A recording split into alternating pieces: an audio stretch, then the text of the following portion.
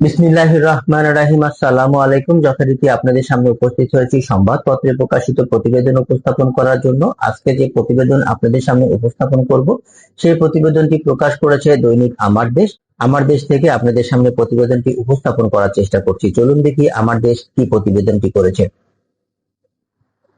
রাজনৈতিক সংশ্লিষ্ট থাকা উপদেষ্টাদের নির্বাচনকালীন সরকারে থাকা উচিত নয়। আমার দেশ অনলাইন, 14 আগস্ট 2025। নির্বাচন বা রাজনীতি করার ইচ্ছা থাকলে সরকারের অন্যান্য উপদেষ্টারও পদত্যাগ করা উচিত বলে মনে করেন স্থানীয় সরকার, পল্লী উন্নয়ন ও সমবায় মন্ত্রণালয় এবং যুব ও ক্রীড়া মন্ত্রণালয়ের উপদেষ্টা আসিফ মোহাম্মদ সজীব ভূঁইয়া। সম্প্রতি বিবিসি বাংলার এক সাক্ষাৎকারে তিনি এই কথা বলেন। আসিফ মাহমুদ বলেন, যারাই নির্বাচন করবে বা রাজনীতি করার ইচ্ছা আছে তাদের কারোই নির্বাচনকালীন সরকারে থাকা উচিত না। এটা যে কেবল আমি বা মাহফুজ আলমের এরকম না, এটা আরো অনেকেই আছেন যাদের রাজনৈতিক পদ পদবীও ছিল। আমার মনে হয় যে তাদেরও নির্বাচনকালীন সরকারের থাকা উচিত নয়। এর আগে নিউ ইয়র্ক থেকে প্রকাশিত একটি গণমাধ্যমে বাংলাদেশের আসন্ন জাতীয় সংসদ নির্বাচনে প্রার্থী হওয়ার পরিকল্পনার কথা জানান আসিফ মাহমুদ। শেষ পর্যন্ত নির্বাচনে অংশ নিলে উপদেষ্টার দায়িত্ব থেকে পদত্যাগ করবে বলেও জানান তিনি।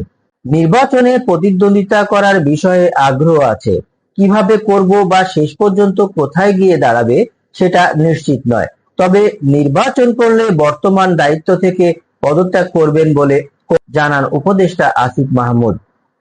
তফসিলের আগে নাকি পরে পদত্যাগ করবেন সে বিষয়ে এখনো সিদ্ধান্ত নেননি বলে জানিয়েছেন তিনি। এছাড়া নির্বাচন করলে শিক্ষার্থীদের নতুন দল এনসিপিতে যোগ দিয়ে তাদের প্রার্থী হবেন কিনা সেটিও নিশ্চিত নয় বলে জানিয়েছেন স্থানীয় সরকার উপদেষ্টা। কার হয়ে প্রতিদ্বন্দ্বিতা করব, এনসিপি বা স্বতন্ত্র হিসেবে প্রতিদ্বন্দ্বিতা করব কিনা সে বিষয়ে এখনো সিদ্ধান্ত নেয়নি বলে জানান তিনি। তিনি যে কথাটা বলেছেন সে কথাগুলো অত্যন্ত স্পষ্ট। যদি কেউ নির্বাচন করতে চায় বা কোনো দলের রাজনীতির সাথে জড়িত থাকে, কোনো দলের রাজনৈতিক দলের পদ পদবি থাকে, তাদের অবশ্যই পদত্যাগ করা উচিত, নির্বাচনকালীন সরকারে থাকা উচিত নয়।